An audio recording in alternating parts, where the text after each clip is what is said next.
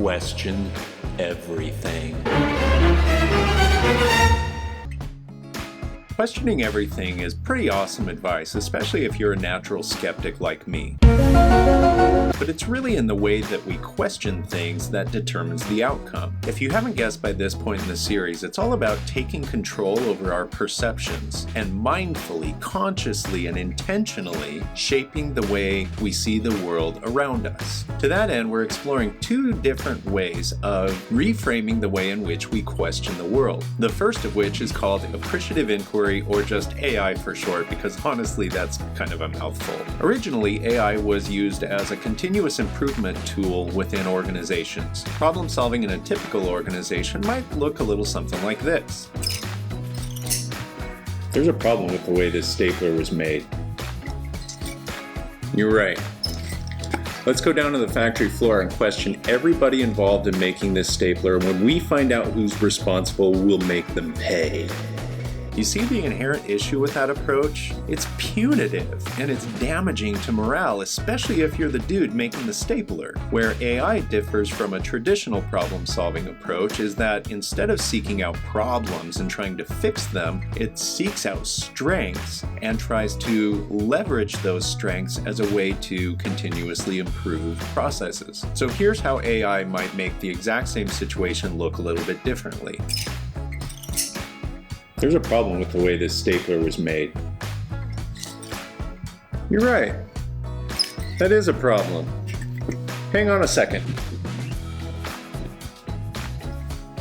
Right here, we have a perfect stapler. So let's figure out how this one was made and see if we can duplicate that process and make more staplers like this one. I believe you have my stapler. What AI does is essentially flip the question so that instead of seeking out problems, it seeks out strengths and then uses what we know about creating and sustaining those strengths to improve things. AI basically takes our proverbial magnifying glass and it repositions it over the positive rather than the negative, which can drastically change the way we approach self-improvement. The other tool we're exploring this time around is called positive deviance. On all levels except physical, I am a wolf.